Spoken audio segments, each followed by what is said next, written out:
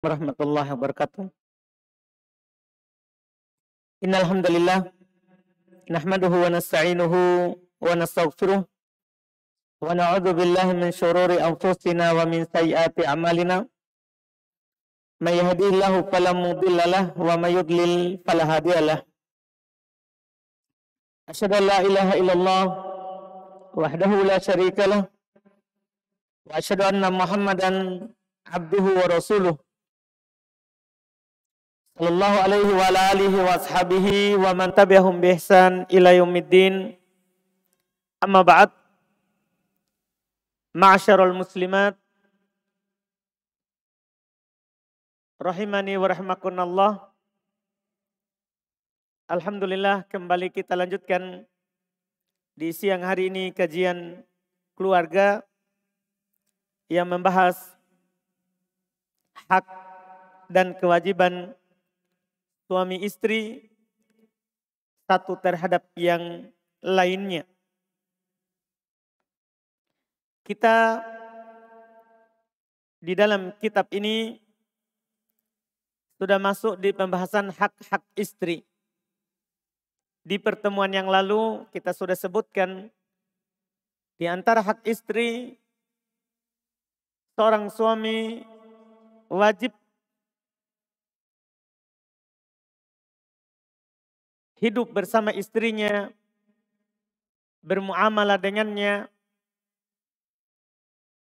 dengan kebaikan yang dikenal hal tersebut sebagai perbuatan baik terhadap istri. Itu yang pertama. Yang kedua, dia berlemah lembut terhadap istrinya, bercanda dan bermain dengan istrinya, apalagi kalau istrinya umurnya masih muda.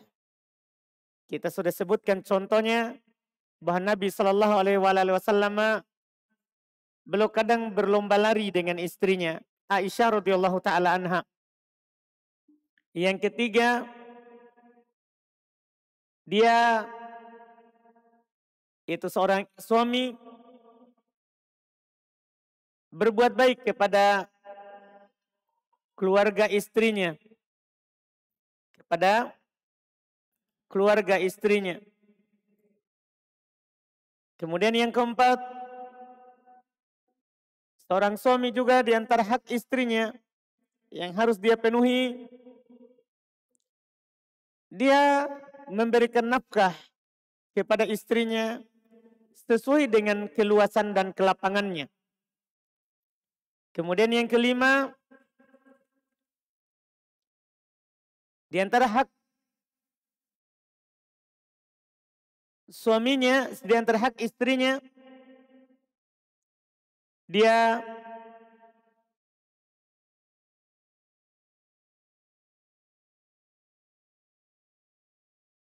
memaafkan kalau ada aib dan cacat pada istrinya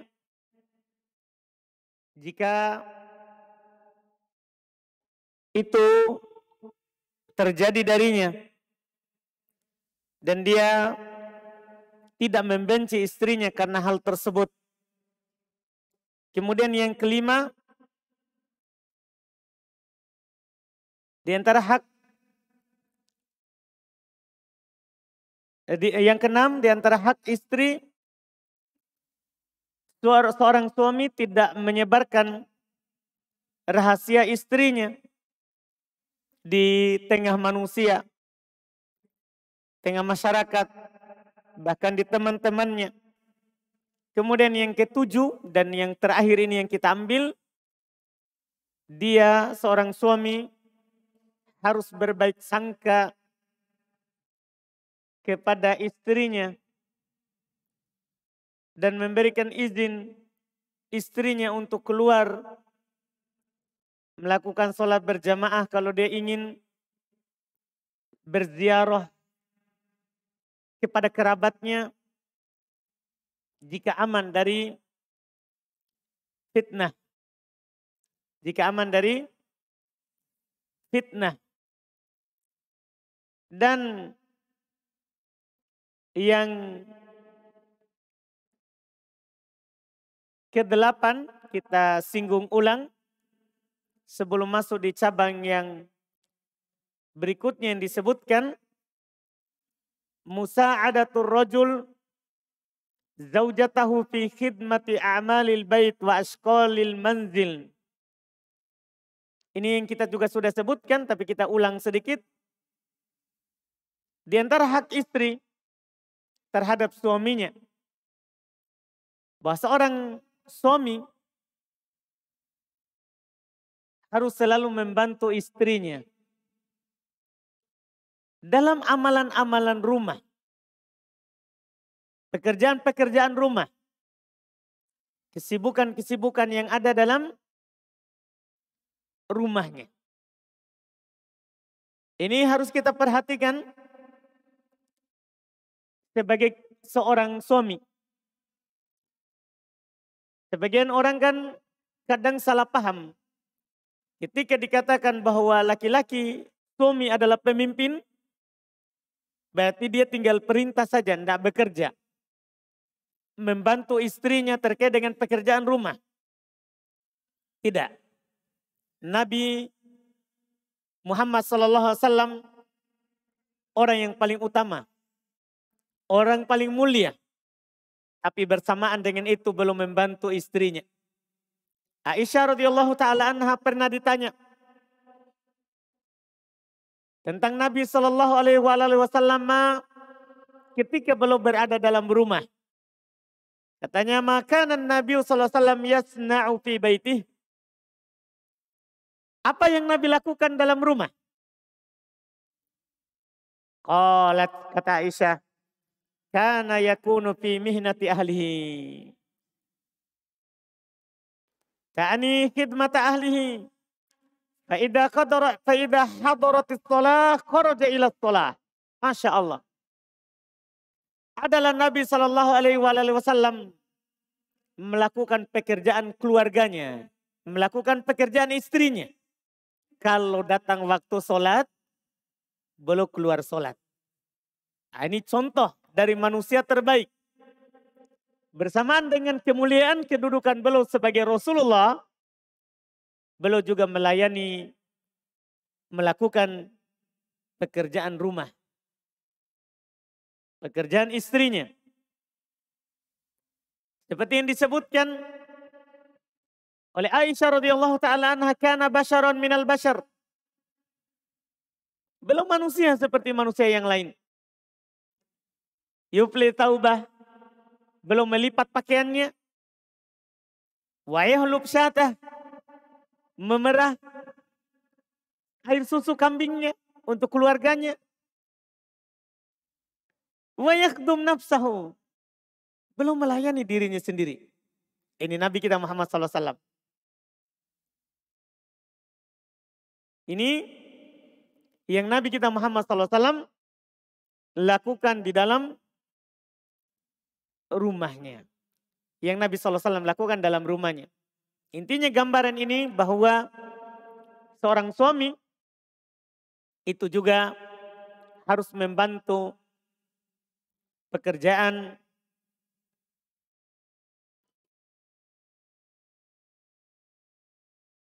istrinya. Kemudian hak yang ke-9, seorang suami harus memenuhi kebutuhan istrinya secara batin. Kita kan sudah bahas sebelumnya. Seorang suami harus memenuhi kebutuhan istrinya secara zahir. Dia berikan hak belanjanya, hak tempat tinggalnya, makan, minum, pakaian. Sudah kita sebutkan di sebelumnya. Itu namanya hak secara zahir. Hak kebutuhannya secara zahir. Hak yang ke-9, seorang suami harus memenuhi hak batin dari istrinya.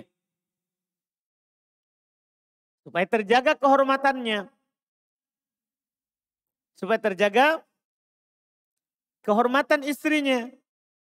Terpenuhi kebutuhannya. Ada sahabat dari sahabat Nabi SAW Belum kalau siang puasa, kalau malam berdiri sholat.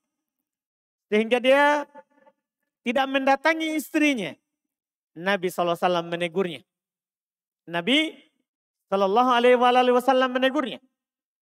Yaitu ada dalam riwayat Imam Al-Bukhari dari Abdullah ibn Amr ibn Al-As. Beliau bercerita tentang teguran Nabi SAW kepadanya. Qala li Rasulullah SAW, ya Abdullah.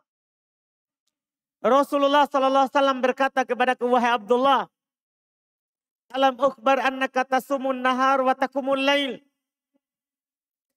Bukankah telah diceritakan kepadaku, kamu berpuasa di siang hari, di malam hari bersolat. Siang berpuasa, malam solat. Qultu bala ya Rasulullah. Saya bilang, betul wahai Rasulullah. Jadi dia puasa setiap hari. Solat malam setiap hari. Dia katakan, betul wahai Rasulullah. Apa kata Nabi? Padahal ini solat, ibadah, puasa, ibadah. Ini menunjukkan nanti pentingnya hak istri. Kata Nabi kepadanya, fala taf'al. Jangan kamu lakukan. Jangan kamu lakukan seperti itu. Berpuasa terus, sholat malam terus. Sum wa aftir, wa kum wa nam. Fa inna li jasadika alaika haqqon, wa inna li ainika alaika haqqon, wa inna li zaujika alaika haqqon. Ini yang terakhir. Sungguh, kata Nabi, kamu berpuasalah sehari, berbukalah sehari. Kalau hari ini kamu berpuasa, besok jangan. Lusa lagi. Bangunlah sholat malam dan tidurlah. Sungguh jasadmu ada haknya terhadap dirimu. Matamu ada hak terhadap dirimu. Istrimu punya hak terhadap dirimu. Ini harus dipenuhi. Menjadi suami itu tidak cukup dengan memberikan uang belanja, tempat tinggal. Tidak. Harus juga didatangi, diberikan kebutuhannya secara batin. Harus diberikan kebutuhannya secara batin. Dikatakan oleh Syekh Farkus, wal hadits yadullu ala anna zawji yajibu alaihi aywaffiya zaujatahu haqqaha minal wat. Masya Allah. Li'alla yadharuha kal mu'allaqah. Hadits ini menunjukkan bahwa seorang suami wajib untuk memenuhi hak istrinya berupa kebutuhan jima. Kebutuhan berhubungan badan. Wajib. Jangan sampai dia meninggalkan istrinya, membiarkan istrinya seperti perempuan mu'allaqah. Perempuan yang jadi istri juga tidak didatangi. Dibilang juga bukan istri, tidak diceraikan. Tidak boleh seperti itu. Ketika kita memiliki istri dan dia sebagai istri yang sah, maka harus didatangi. Tidak boleh tidak didatangi. Kecuali dia gugurkan haknya. Dia bilang, saya gugurkan hak saya untuk didatangi. Tidak ada masalah. Tapi kalau selama dia tidak gugurkan, maka kewajiban suami untuk mendatangi istrinya. Dan itu adalah haknya. Kemudian berikutnya, di antara hak istri juga adalah seorang suami harus menjaga istrinya dari neraka. Dia hindarkan istrinya dari hal-hal yang mengantarkan ke neraka Allah wal'iyadzubillah. Artinya setelah dia kasih kebutuhan lahir, dia kasih kebutuhan batin, dia juga harus jaga istrinya. Jangan sampai dia jatuh dalam dosa dan maksiat yang mengantarkannya kepada kemurkaan Allah Subhanahu wa taala, yang memasukkannya ke dalam neraka wal'iyadzubillah. Harus ada kecemburuan. terhadap maharimillah, hal-hal yang diharamkan oleh Allah Subhanahu wa taala, untuk menjaga istrinya dari pintu-pintu neraka. Allah berfirman di dalam Al-Quran, ya ayyuhalladzina amanu qu anfusakum wa ahlikum naro wa quduhan nas wal hijarah. Wahai orang-orang yang beriman, jaga diri kalian dan keluarga kalian dari api neraka yang bahan bakarnya adalah manusia dan batu. Juga Nabi mengingatkan setiap suami, ala kullukum ra'in wa kullukum mas'ulun an ra'iyatih. Ketahuilah, setiap dari kalian adalah pemimpin dan setiap dari kalian akan dimintai pertanggungjawaban atas kepemimpinannya. Kemudian kata Nabi, ar-rajul ra'in ala ahli baitih wa huwa mas'ulun an ra'iyatih. Seorang suami itu pemimpin di keluarga. Dia pemimpin untuk istrinya dan anaknya.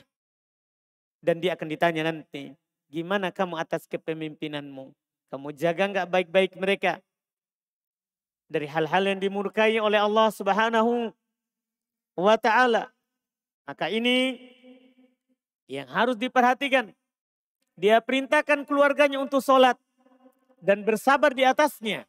Kata Allah secara khusus, wa'mur ahlaka bis-shalah wastabir 'alaiha. Perintahkan keluargamu untuk sholat dan bersabarlah di atasnya. Juga Allah Subhanahu wa taala berfirman, wa andir ashiratakal akrobin. Peringatkan keluarga dekatmu, istrimu, anak-anakmu, peringatkan dia dari bahaya-bahaya dosa dan maksiat. Itu haknya istri. Jangan biarkan dia jatuh dalam dosa, kita biarkan. Enggak, harus ada nasihat. Nanti kalau dia melakukan pelanggaran, kita sudah tunaikan nasihat, hak kita untuk menasehatinya, dan dia haknya harus menerima nasihatnya selama itu dalam kebaikan. Dia masih jatuh di dalamnya, maka suami berlepas tangan. Suami tidak berdosa dengan pelanggaran istrinya. Suami tidak berdosa dengan pelanggaran yang dilakukan oleh istrinya. Kalau suaminya telah menasehatinya, telah memperingatkannya. Ini yang diingatkan oleh Allah Subhanahu wa taala dan dicontohkan oleh Nabi sallallahu alaihi wasallam. Nabi contohkan. Beliau pernah berkata kepada Aisyah dalam hadits riwayat Imam Muslim, kata beliau, kumi fa'au tiri ya Aisyah. Bangunlah, sholat witirlah wahai Aisyah. Jadi dia suruh bangun istrinya untuk melakukan sholat witir. Paling sedikit witir, 1 rakaat paling rendah. Misalnya kalau dia susah bangun di akhir malam, kita ingatkan di awal malam. Sebelum tidur, witir paling tidak 1 rakaat. Kan witir paling sedikit 1 rakaat. Witir paling sedikit 1 rakaat. Ini namanya menjaga istri. Mengingatkan istri terhadap apa? Kebaikan. Ini yang ke-10. Yang ke-11. Adamul idror bizzauja. Seorang suami tidak boleh membahayakan istrinya dalam kehidupan berumah tangga. Seorang suami tidak boleh membahayakan istrinya. Tidak boleh sama sekali.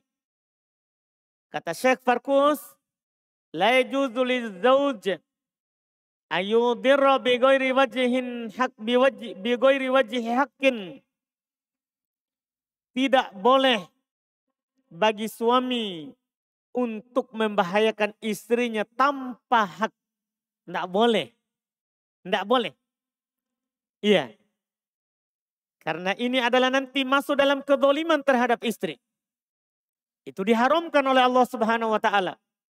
Allah berfirman dalam hadits qudsi, ya ibadi inni haramtu dzulma ala nafsi wa ja'altuhu bainakum muharrama fala tadzalamu. Wahai sekalian hambaku, ini umum. Wahai sekalian hambaku, sungguh saya telah haramkan kezaliman terhadap diriku. Dan saya jadikan di antara kalian itu diharamkan. maka jangan kalian saling mendolimi. Juga kata Nabi SAW, la doror wala diror. Tidak boleh kalian membahayakan diri kalian sendiri. Tidak boleh juga membahayakan orang lain. Termasuk orang, apalagi orang itu adalah orang terdekat dengan kita. Istri kita sendiri. Tidak boleh membahayakan istri. Istri tidak boleh kita berbuat jahat kepadanya sehingga membahayakan jiwanya, agamanya, akalnya, hartanya, kehormatannya. Tidak boleh. Itu tidak dibolehkan. Ini yang harus kita pahami, termasuk yang disebutkan oleh para ulama, tidak boleh memukulnya sampai berbekas. Karena itu masuk dalam membahayakan. Kalau memang harus dipukul, dia sudah diperingatkan, tadi dijauhi dalam tempat tidur, tidak juga berpengaruh, mengharuskan dipukul. Pukul, tapi tidak boleh berbekas. Tidak boleh pukulan yang berbekas. Karena istri sejahat bagaimanapun, dia bukan hewan. Hewan saja tidak boleh. Binatang, apalagi manusia. Apalagi manusia. Ini yang disebutkan oleh Nabi SAW dan secara khusus tidak boleh pukul wajah. Wajah walaupun tidak berbekas, tidak boleh dipukul dari istri. Kata Nabi SAW, "Idza daraba ahadukum falyajtanib al-wajha." Kalau kalian memukul, jauhi wajah.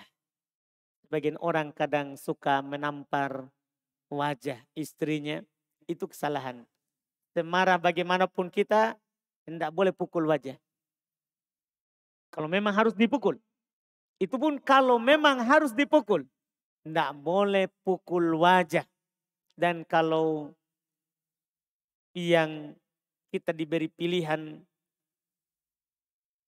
bisa menahan diri untuk tidak memukulnya, itu lebih bagus. Karena memukul itu hal yang paling terakhir lah yang kita lakukan terhadap istri kita kalau tidak berbekas yang lain. Kalau tidak berbekas yang lain. Ini disebutkan. Iya. Kemudian yang berikutnya adalah dia kalau memiliki lebih dari satu istri, ini khusus orang yang punya istri dua. Iya, khusus orang punya istri dua atau tiga atau empat harus adil dalam pembagian malam istri-istrinya. Harus adil dalam pembagian malam istrinya. Kalau dia yakin tidak adil karena ada istri baru malah dia tidak datangi istri lamanya, cukup satu. Itu belum saatnya dua. Allah yang bilang, bukan saya. Yang sampai ada yang bilang karena sudah ada kalimat kalau Ustaz Ubaid itu dia larang orang istri dua. Siapa yang bilang larang? Tapi kalau kita tahu diri kita mampu nggak berbuat adil kalau ada dua? Malamnya adil nggak dibagi? Hibah dan pemberiannya adil nggak dibagi? Kalau karena Allah Subhanahu wa taala berfirman dalam Al-Qur'an, "Fa in khiftum alla ta'dilu fawahidah." Kalau kalian khawatir untuk tidak nanti berbuat adil setelah kamu menikah kedua, cukup satu saja. Daripada kita dolimi diri sendiri, dolimi istri orang lain, dolimi orang lain. Iya, cukup satu. Allah yang bilang. Dan ini bukan hawa nafsu. Kita masing-masing tahu, ini saya mampu enggak. Kita semua tahu diri kita. Jangan hawa nafsu diikuti. Sebagian orang kan kadang sudah dia memang hawa nafsu, terus ada yang menawarkan diri, ditambah lagi istri yang ada dia sudah benci, ini kadang membuat dia ini. Padahal dia tahu dirinya tidak mampu adil. Dia paham kadang kadar dirinya. Penghasilannya tidak cukup. Tenaganya juga tidak cukup. Tapi dia paksakan dirinya. Allah katakan, فَإِنْ خِفْتُمْ أَلَّا تَعْدِلُوا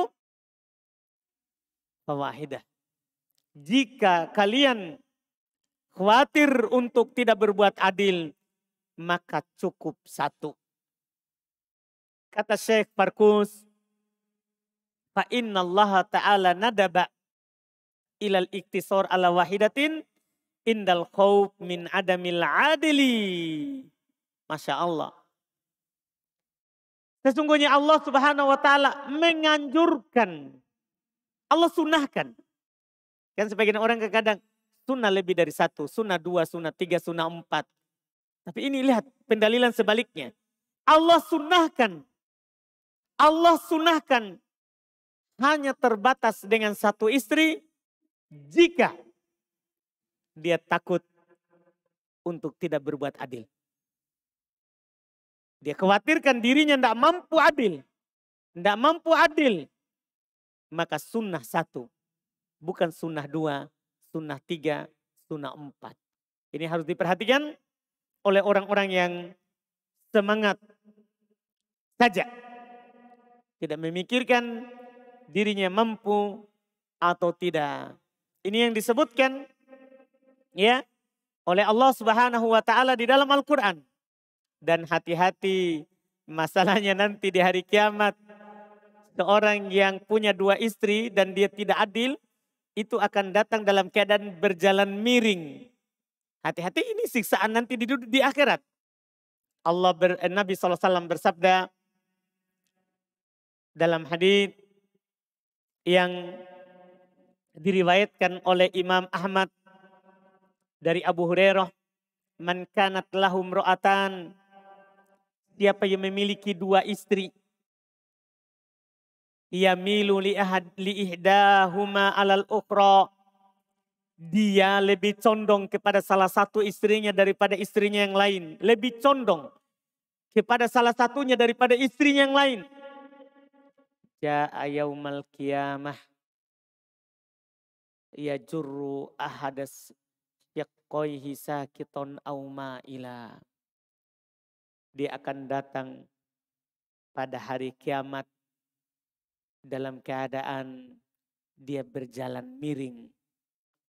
Itu kan kehinaan. Ini bagi orang yang punya dua istri tapi tidak adil. Makanya ini mengkhawatirkan. Kalau kita sudah tahu diri kita tidak adil, satu saja. Karena hukumannya nanti sampai hari kiamat. Di dunia ini kita sudah disalahkan oleh orang. Apa sih? Dia nikah dua tapi tidak berbuat adil. Sudah siksaan yang disegerakan.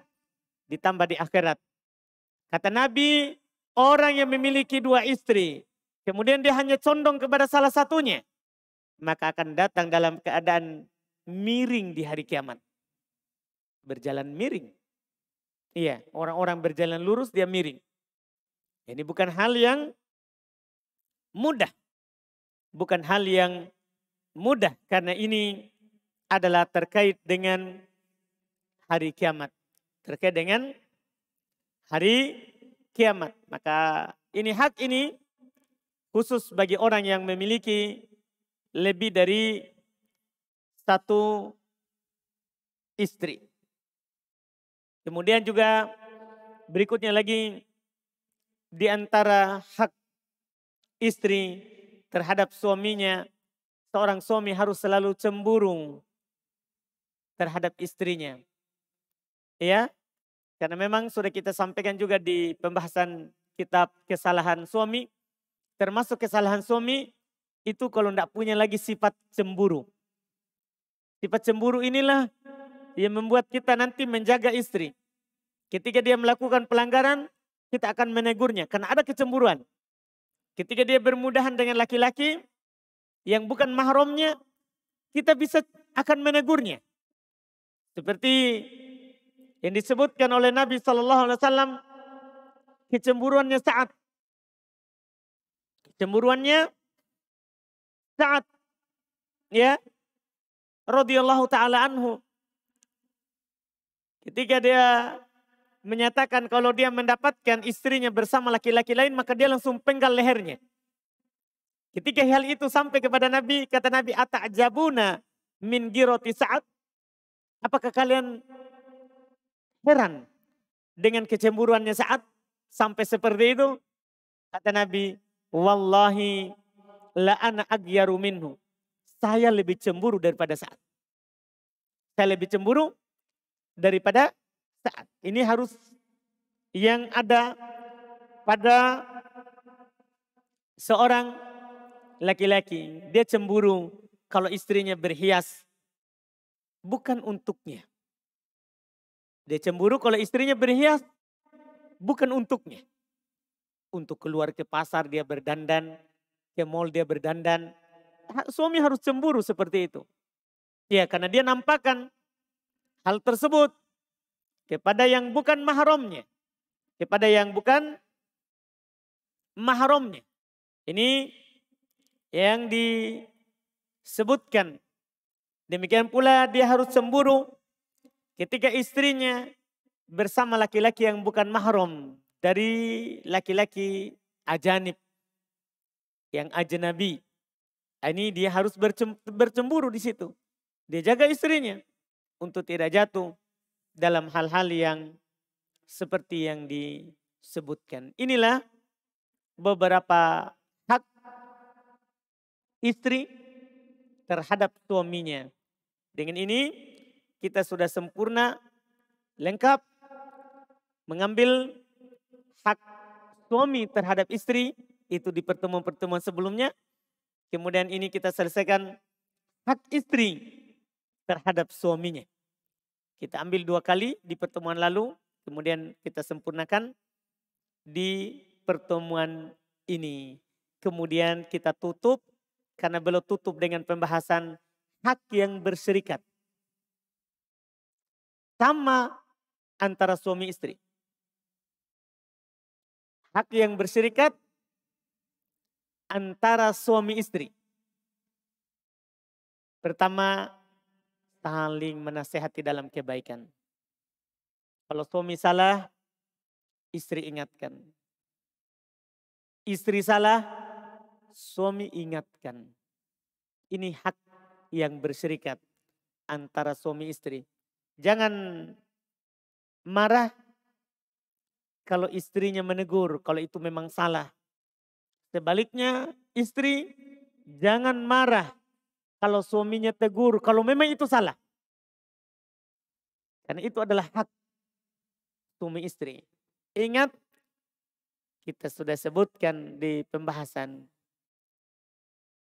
bahwa seorang suami ketika sering menegur istri berarti dia cinta kepada istrinya.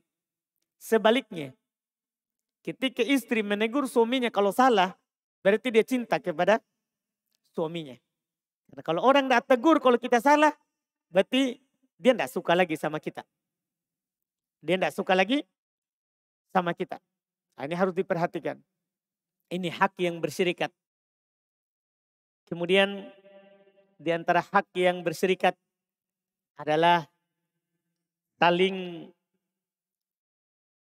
menyemangati dalam hal yang mendatangkan cinta dan kasih sayang. Misalnya saling memberi hadiah. Kata Nabi SAW, tahadu, tahabu. Saling beri hadiahlah, maka kalian akan saling mencintai. Suami, dia beri hadiah untuk istrinya. Sebaliknya juga istri, dia berikan hadiah untuk suaminya. Ini hak yang sama untuk mendatangkan kecintaan dan kasih sayang di antara suami istri. Dan melakukan hal-hal yang mendatangkan itu. Mendatangkan itu. Iya, mendatangkan rasa cinta dan kasih sayang. Ini hak yang sama. Hak yang sama antara suami istri. Kemudian yang ketiga disebutkan oleh Syekh Farkus, badlu thiqah wa isanidon, saling percaya dan berbaik sangka. Saling percaya dan berbaik sangka. Seorang istri harus percaya terhadap suaminya dan berbaik sangka kepadanya. Demikian pula sebaliknya, seorang suami harus percaya dan berbaik sangka kepada istrinya. Tidak boleh saling menuduh. Tidak boleh saling menuduh, saling berburuk sangka. Tidak. Ini hak yang berserikat. Ini adalah hak yang berserikat. Kemudian yang keempat, at-tahallu bi khuluqis sabr wa ihtimalil adza. Suami istri harus berhias dengan akhlak kesabaran. Karena sesempurna apapun suami, ya pasti ada kekurangannya. Sebaliknya, sesempurna apapun istri dalam melayani, pasti ada kekurangannya. Maka harus ada akhlak sabar dari keduanya. Wahtimal al-adha. Dan bisa menanggung gangguan. Jika ada perkataan suami yang menyakiti, harus dia tanggung. Jika ada perkataan suami istri yang menyakiti suami, harus dia mampu menanggung itu. Bersabar terhadapnya. Bersabar terhadapnya. Kemudian yang kelima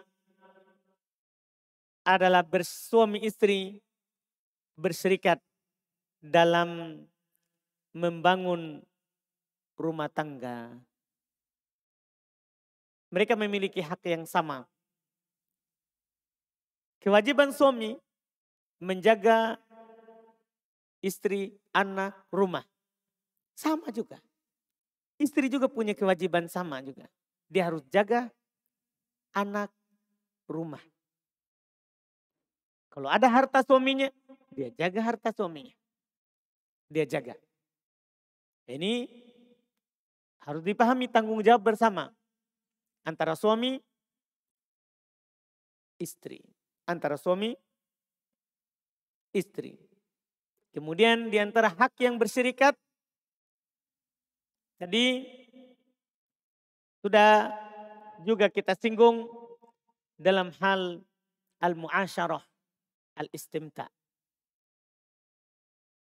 Kan suami punya hak untuk dilayani kebutuhan batinnya. Demikian pula sebaliknya.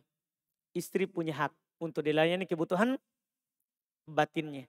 Ini sama. Sebagaimana suami senang istrinya berhias untuknya, istri juga senang kalau suami berhias untuk istrinya. Jadi jangan sampai kita menuntut istri harus berhias terus, berdandan terus untuk suami. Sementara kita tidak pernah seperti itu. Tidak. Di salaf, mereka berhias untuk istrinya. Pakai parfum, berbersih untuk istrinya. Sebagaimana mereka senang istrinya melakukan itu. Ini hak yang sama. Ini adalah hak yang sama yang diwajibkan terhadap suami, juga diwajibkan terhadap istri. Alhamdulillah, dengan ini kita tamat kitab yang membahas hak suami istri. Alhamdulillah, hari ini adalah pertemuan kelima kita dalam membahas hak dan kewajiban suami istri. Pertemuan kelima dalam membahas hak dan kewajiban suami istri. Kita sudah mengambil semuanya yang tentunya yang ada disebutkan dalam Al-Quran, demikian pula dalam sunnah Nabi SAW. Mudah-mudahan bermanfaat untuk setiap pasangan yang sudah punya pasangan, yang belum punya, semoga nanti bermanfaat untuk kehidupannya, untuk menyambung ya kehidupan keluarga nanti ketika dia diberikan rezeki oleh Allah Subhanahu wa taala dan kemudahan untuk menikah. Ya, untuk menikah. Semoga apa yang kita ambil ada baiknya dan bermanfaat untuk dunia dan akhirat kita. Semua yang benarnya yang kita ambil di pertemuan pertama sampai hari ini pertemuan kelima itu dari Allah semata, dan yang kurangnya itu dari kekurangan kami dan dari syaitan. Kita memohon ampun kepada Allah Subhanahu wa taala dari hal tersebut. Jika ada pertanyaan boleh diajukan akhwat, silakan.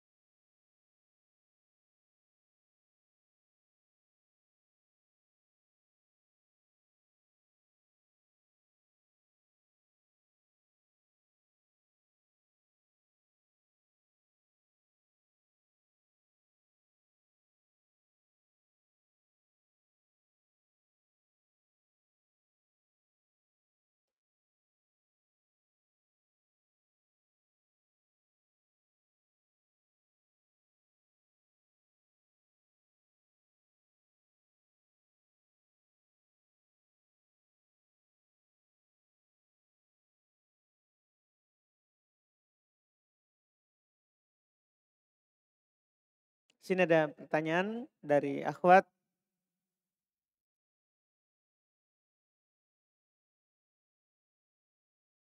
Saya sudah mantap untuk bercadar. Ibu pun sudah bisa menerima. Tapi ayah saya belum ridho. Mohon nasihatnya Ustaz. Iya. Kita jika sudah mantap ya bismillah. Kita lakukan kebaikan tersebut. Karena ketika kita dimudahkan untuk melakukan sesuatu, kita mendapatkan hidayah dari Allah Subhanahu wa taala, segera kita lakukan. Itulah yang ya terbaik bagi kita. Setelah itu tinggal kita bertawakal kepada Allah. Setelahnya Allah berfirman, "Fa idza azamta fatawakkal 'ala Allah. Innallaha yuhibbul mutawakkilin." Jika kamu sudah bertekad, berkeinginan kuat seperti yang disebutkan dalam pertanyaan, maka bertawakallah kepada Allah. Artinya kamu lakukan bertawakal kepada Allah. Fa idza azamta fatawakkal 'ala Allah. Kalau kamu sudah berazam, mantap, bertawakal. Lakukan bertawakal kepada Allah. Masalah bapak, doakan supaya dia ridho dan dia senang hal tersebut. Hati bapak kita itu ada di antara jari dari jari Allah. Allah akan membolak-balikan kapan saja dia kehendaki. Jadi bismillah kita lakukan jika sudah mantap dengan hal tersebut.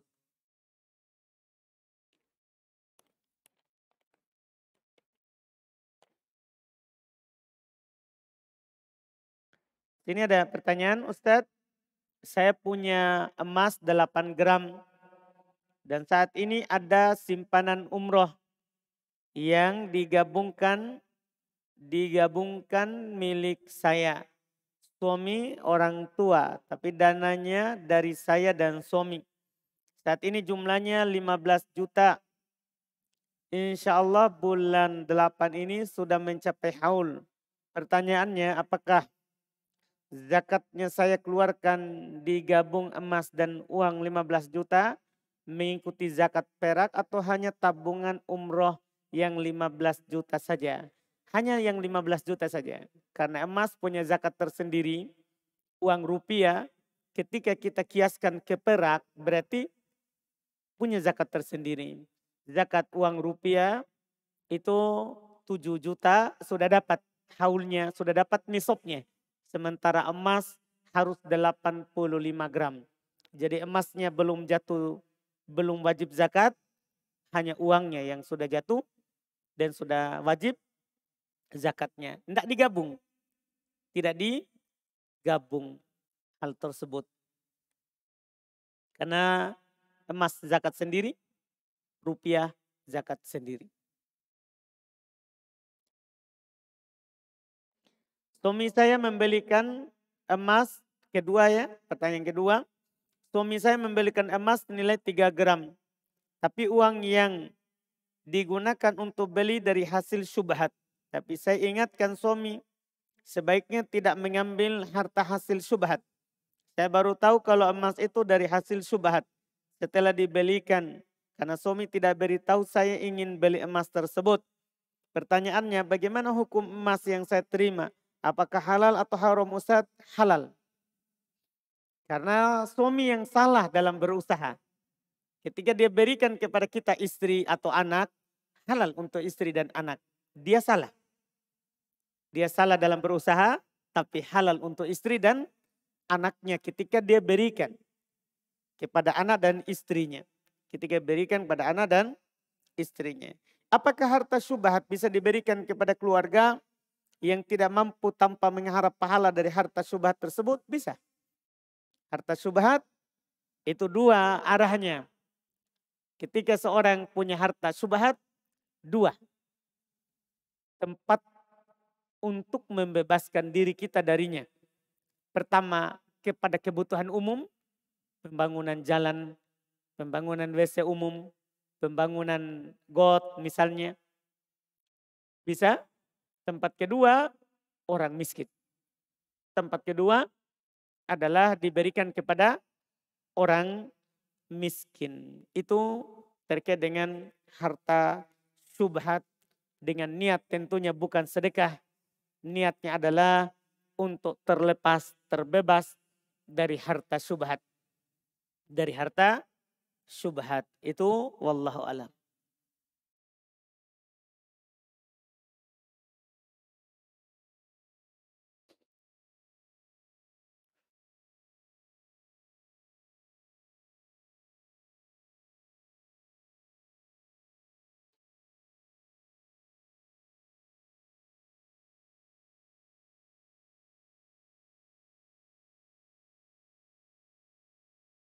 Pertanyaan berikutnya. Ana mau bertanya, menjelang pernikahan pasti akan ada rasa, pasti akan ada saja ujian. Yang mau saya tanyakan Ustadz, bagaimana cara membedakan ini godaan syaitan ataupun ini adalah petunjuk dari Allah bahwa dia bukan terbaik untuk kita. Jika dipersulit kita sudah berusaha untuk jadi. Tapi dipersulit untuk jadi. Maka itu namanya ya yang disebut dengan ya petunjuk dari Allah Subhanahu wa taala bahwa dia bukan jodoh kita yang terbaik untuk kita. Sudah kita usahakan, ada cobaan, kita usahakan dan kita berhasil melewatinya, maka itu ya kemudahan dari Allah. Tapi ketika kita tidak mampu, selalu ada saja cobaannya, ada saja penghalangnya, maka ketahuilah itu bukan pilihan yang tepat dari Allah Subhanahu wa taala untuk kita. Untuk kita. Iya, ini nanti yang kita lihat. Ini nanti yang kita lihat. Ada ujian, kita tidak mampu lewati dalam masalah itu. Maka ya qadarullah. Itu sudah menjadi ketentuan Allah Subhanahu wa taala, kita tidak ditakdirkan. Kita tidak ditakdirkan. Tapi kalau ada ujian kita mampu melewatinya, Allah mudahkan, maka itu adalah hanya sekedar ujian untuk menuju apa yang diniatkan.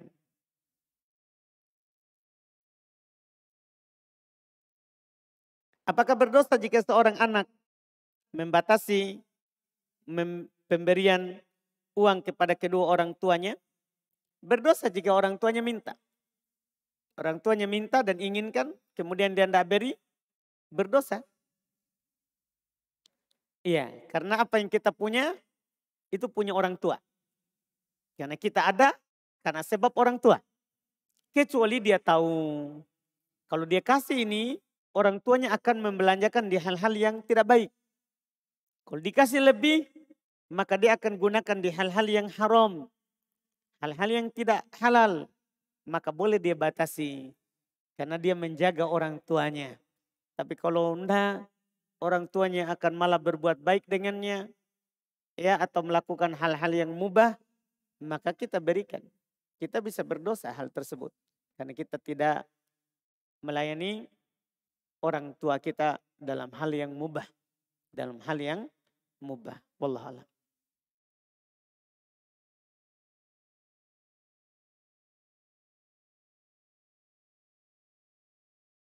Alhamdulillah mungkin sudah tidak ada.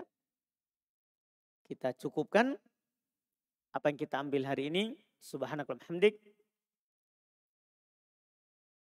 Terkait dengan buku nanti berikutnya lagi. Tergantung nanti insya Allah. Jika masih ada nanti kajiannya.